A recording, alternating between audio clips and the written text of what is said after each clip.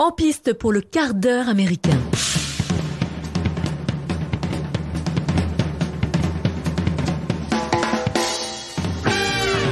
Bonjour les amis, nous sommes très contents de vous retrouver pour ce hors-série numéro 17 du quart d'heure américain consacré au film The Dig réalisé par Simon Stone, sorti sur Netflix en ce début d'année 2021, adaptation du roman de John Preston. Dans les rôles principaux, Carey Mulligan dans le rôle d'Eddie Pretty, Ralph Fiennes, j'ai réussi à le dire, dans le rôle de Basil Brown et Lily James qui joue Peggy Preston. Et aujourd'hui, chers auditeurs, vos oreilles seront en bonne compagnie parce que vous êtes accompagnés de Loris et Mathieu. Bonjour. Bonjour Mike. Ça va? Tes présentations sont vraiment exceptionnelles. C'est de mieux en mieux. C'est mieux en mieux. Oui. Ça te plaît? Ah, énormément. Surtout quand tu nous flattes. Refais. Non, une fois suffit. Bon, bah alors ce film The Dig, on l'a vu tous sur Netflix. J'espère bien. Oui, très beau film, non? C'est déjà esthétiquement, c'est oui, très esthétiquement, beau. oui, c'est très puis, bien. Ça peut, c'est un peu bizarre. Je me souviens, j'avais lu, moi, je savais pas du tout de quoi ça parlait. Puis quand tu lis un peu le synopsis, t'es là, ah ouais, ça va parler d'un film sur un mec qui creuse tout du long. Ouais, un archéologue. Voyons, parce que du coup, c'est l'histoire d'Eddie Pretty, une veuve riche qui habite dans les années 30 dans la campagne anglaise.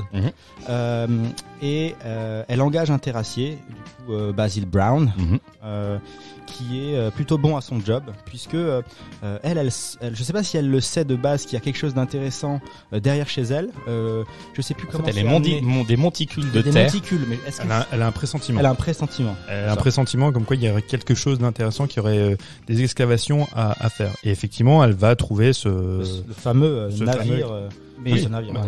Donc du coup, elle va convoquer ce Basil Brown qui est un autodidacte. Ouais, donc, il a appris son métier sur la terre, quoi. Mais en creusant la terre. Les mains dans la terre. C'est ça.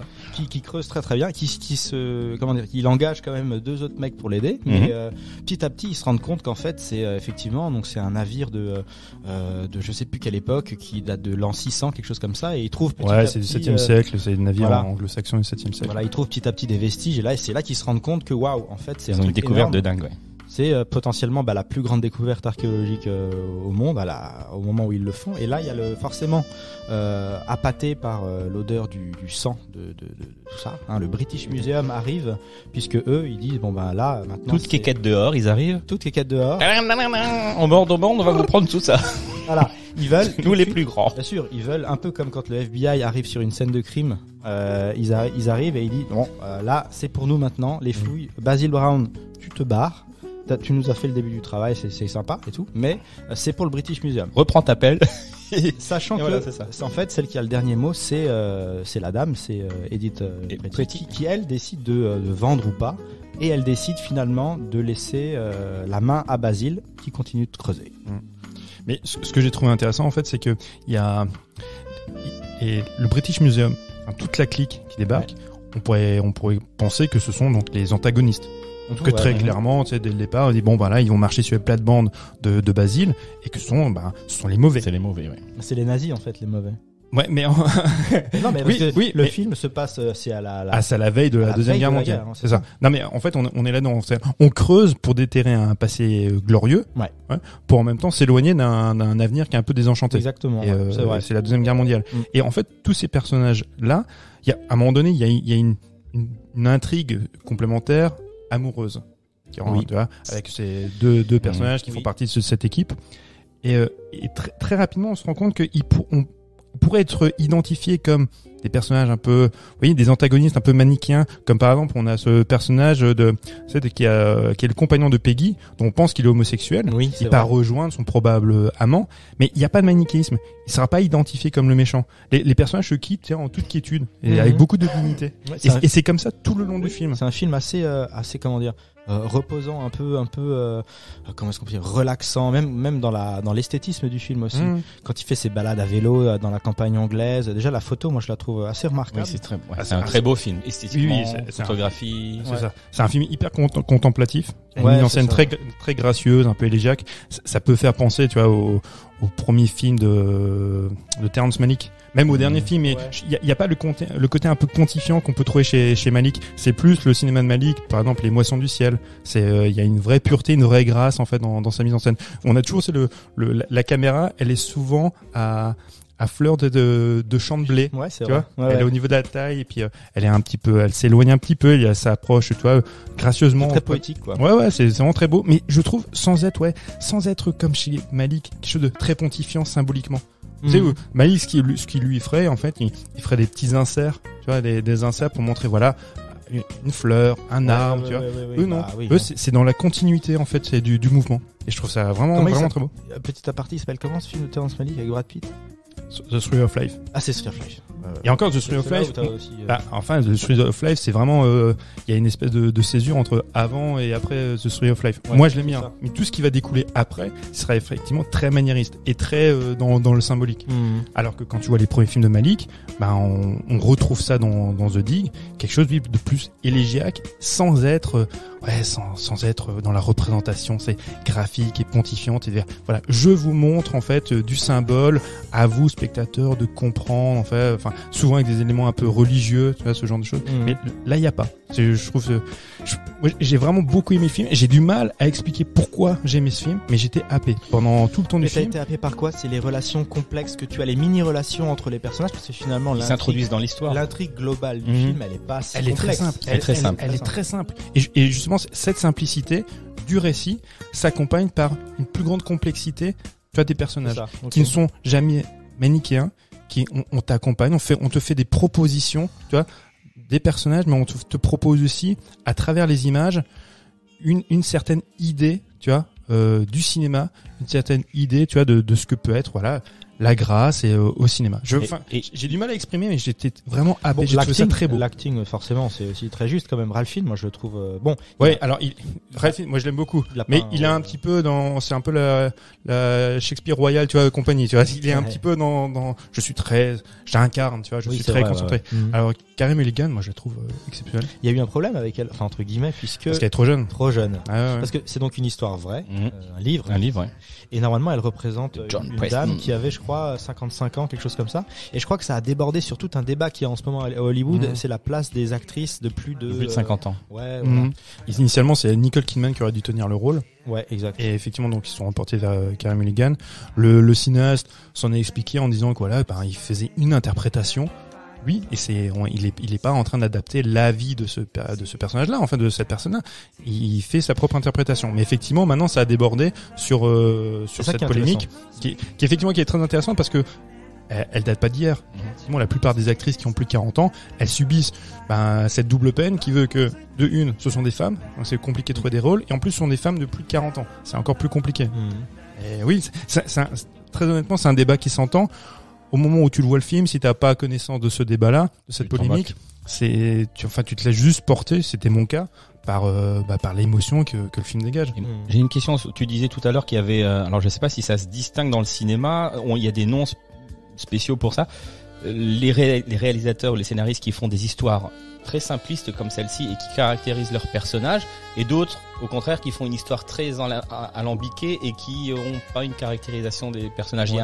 C'est un genre de cinéma, il y a une différenciation entre les deux.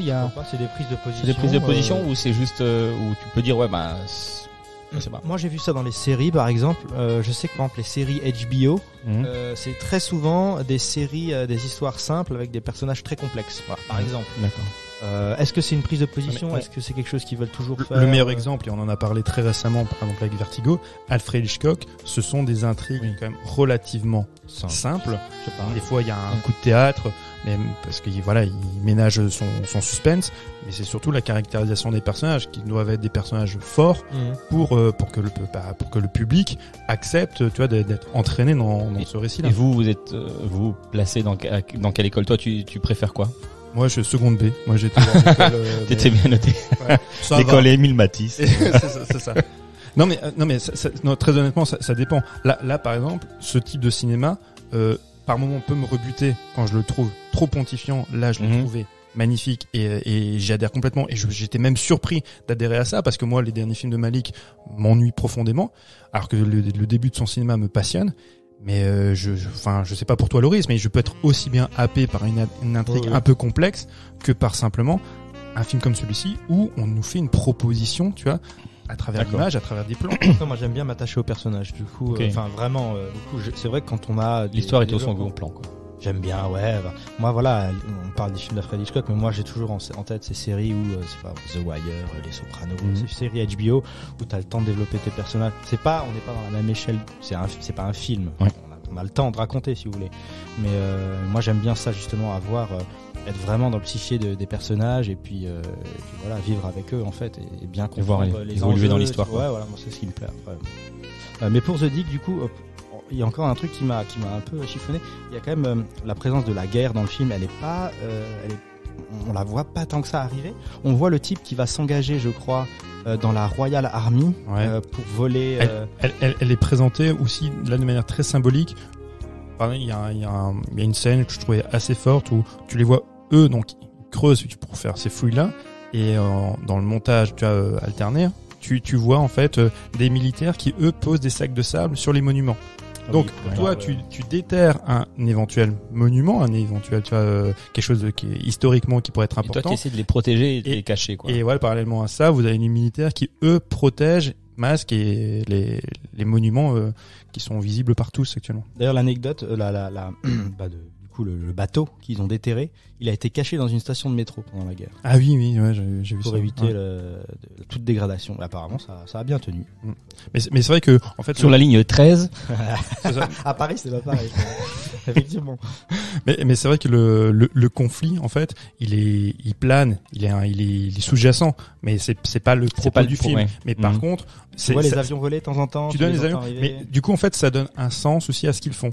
Ils se disent voilà, on fuit, comme on disait tout à l'heure, on fuit cet avenir qui est vraiment incertain, qui nous fait peur. En se plongeant dans le passé aussi. En se plongeant dans le passé, en creusant. On pourrait faire même le parallèle. On creuse éventuellement notre propre tombe. Tu vois, il y a de ça aussi, tu vois. Mais je trouve que ça, c'est des interprétations qu'on en fait, mais c'est jamais, tu vois, surligné. C'est des interprétations libres du spectateur, quoi. On nous fait une proposition par l'image. Et t'en fais ce que tu veux. Voilà, exactement. On nous dit pas, c'est pas surligné en disant, là, les gars, on creuse notre tombe, hein, parce que on cherche quelque chose, parce que le ciel va nous tomber sur la tête. Non, on n'est pas là-dedans. C'est plus ou moins suggéré, et puis toi, même, tu le prends ou pas. Oui, voilà, c'est ça. Tu le prends ou pas. Est-ce que tu l'as pris, Mike? Moi, j'ai pris. Tu n'as pas aimé. Maintenant, dis-le. Parce que moi, j'ai beaucoup aimé. Lolo, j'ai l'impression que c'est correct. C'est correct, j'achète. Mike, il m'a dit. Moi, je me suis fait un peu chier, mais moi, c'était plus l'esthétique du film qui m'a marqué. Oui, c'est ça. Après, c'est vrai. Je suis du même avis. Moi, j'ai trouvé très beau, mais pas très intéressant. C'est bien dommage. Parce que c'est un premier film. Enfin, c'est son premier film notable. Il avait fait, non, mais le gars, il vient du théâtre, tu vois. Et, Simon Stone. Mais non, mais, oui. Et en fait, tu sais, ça m'a fait... Simon Pierre. Et voilà. Mais voilà. J'ai failli dire un truc intéressant et vous m'avez coupé dans mon élan. Ah, mais j'ai pas commencé la vanne. Vas-y, reprends, pardon. Mais lui, il a fait une vanne. Oui, mais je l'ai reprise. Tu coupes à mon compte. Non, en fait, ça me faisait penser, comparaison n'est pas raison, hein, mais à Citizen Kane d'Orson Welles. Orson Welles, donc, qui vient du théâtre et qui tente des choses par la mise en scène, qui nous fait des propositions par la mise en scène, qui sont inspirées de par son passé, comme on disait, de metteur en scène de théâtre. Et là, je trouve aussi, tu vois, il laisse beaucoup de place aux comédiens qui se meuvent, c'est dans cette scène-là, dans cette immense scène, tu vois, où ils creusent, et t'as l'impression qu'ils ne le dirigent pas. Tu vois, ils sont dans le cadre et puis et chacun fait un peu sa vie et puis tu peux très bien t'attarder sur un personnage puis sur un autre. Je trouvais que c'est un film très beau parce que en même temps très libre. Et ben tu sais quoi, je te promets de le revoir avec après ce qu'on a dit là-dessus, ton avis. Mais merci Mike. Et je vais le revoir et puis je verrai peut-être une autre interprétation. Oui, j'ai vraiment envie de le revoir. Je te dis, je l'ai beaucoup aimé. J'ai pas eu le courage de le revoir parce que j'avais peur justement d'être déçu parce que j'étais dans aussi. Des fois, ça arrive aussi. Hein, je pense que c'est ton cas aussi. Tu vois des films que tu apprécies parce que c'est le bon moment. Oui, clairement. Et j'arrive pas vraiment à exprimer ce que j'ai aimé, mais j'ai trouvé ce film fascinant. Réfléchis-y. Encore un petit peu. et puis je vous envoie un mail. Tu nous envoies un mail. Alors, tu réfléchis, hein. Non, parce que on n'a pas le temps. Non, mais en tout cas, voyez-le. C'est un très beau film. Oui, c'est un beau film. Et c'est le retour de l'actrice Carey Mulligan qu'on n'avait pas vu depuis quelques années. Que moi j'aime beaucoup. Là, elle enchaîne, je crois, 2-3 films qui vont débarquer avec elle. Elle jouait dans Drive, elle jouait dans plein de films. Tu vois, je monopolise la parole pour t'empêcher de conclure. Oui, parce que tu veux conclure. Et moi, j'ai envie qu'on poursuive cette conversation sur ce film passionnant. Non, mais c'est toi le rédacteur en chef. Je ne suis qu'un chroniqueur, simple chroniqueur. Peut-être un petit peu producteur dans l'âme. Mais c'est pas moi le maître du temps. Ok, bah écoutez, voyez ce film et puis je rends la parole au studio. Boulogne, c'est à vous. Merci Léo Zitrone. Bon, merci Mathieu, merci Loris d'avoir partagé votre regard sur ce film avec nos auditeurs et merci de nous avoir écoutés. Je vous rappelle, comme tous les épisodes, à la fin de chaque épisode, c'est un moment solennel. Vous pouvez nous retrouver sur Instagram, Facebook et je vous rappelle que tous ces épisodes du quart d'heure américain, de la nuit américaine, se retrouvent sur les plateformes de streaming chaque lundi à 18h. N'oubliez pas de vous abonner pour être mis au courant par notification de la sortie de chaque épisode. Et en attendant, prenez soin de vous. Bye bye, belle semaine. Ciao.